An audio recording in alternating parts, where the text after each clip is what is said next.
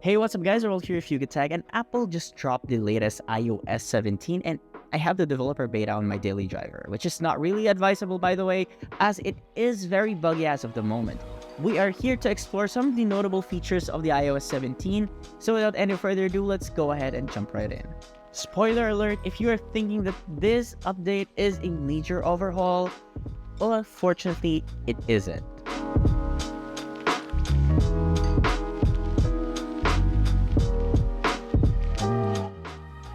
Now, right at the home screen, there's not much of a changes here. We still do get the same icons from the iOS 16, and the only difference here is that you may notice are the widgets. They are now interactive, and as of the moment, the only widget that does this functionality are the Apple ones, like Apple Music and the Home app, for instance. Another new feature on the iOS 17 is the ability to quickly share your contact information by just putting two phones near to each other. If you have two SIM cards, you can choose which number to share. Pretty convenient if you'd ask me, especially if you are on an event and you run out of calling cards. This is a really efficient way to extend your network. Apple did also updated the look of the call screen, which they dubbed as contact posters. When someone is calling, if you have it set up, you'll have either a monogram of the person trying to reach you or an emoji.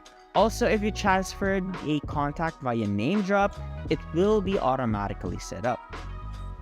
Now, we don't normally have voicemail here in the Philippines, or if there is, it isn't really a popular thing for us to use. With iOS 17, you can now leave a voicemail or voice message when someone didn't have a chance to answer your call.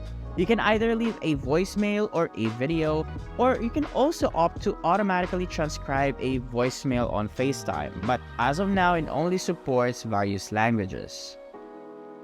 Another new feature is the Check-in feature in iMessage. What it does is it allows you and your friends to notify each other when someone gets home safely. You can see your friends' iPhone's battery level, Wi-Fi and cellular strength, and location. Pretty helpful for when you go night out with your friends so you can ensure everyone else's safety. One of the highlights of the iOS 17 is Nightstand.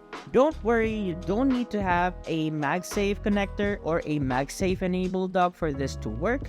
So while your device is charging at night, put it in landscape mode and it will automatically switch to standby mode. From there, you have access to your calendar, battery life, to-do list, or just go basic by choosing the night clock. Now when all lights are turned off, the elements on the display will turn red so that it will be easy in the eyes. A quirky feature on the iOS 17 is the ability to make your images a sticker called Live Stickers. Just go to iMessage, tap on stickers, and select the photo you want and you're good to go. You can also select images taken in live photo mode and you'll have a moving stickers. Pretty cool. Additional improvements on the iOS 17 are a much more improved autocorrect feature.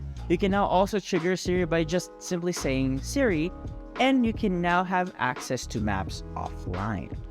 And there you have it guys. These are the notable features of the iOS 17. What do you guys think about this iOS update? Are you excited or bored? Do let us know in the comment section below. If you find this video helpful, be sure to drop a like, subscribe to our channel for more content, hit the bell icon so you won't miss any future uploads, and don't forget to follow us on Facebook, TikTok, Instagram, and Twitter, and visit youtube.com for the latest tech news and reviews. Once again, this has been Arel, and I'll catch you guys in the next video.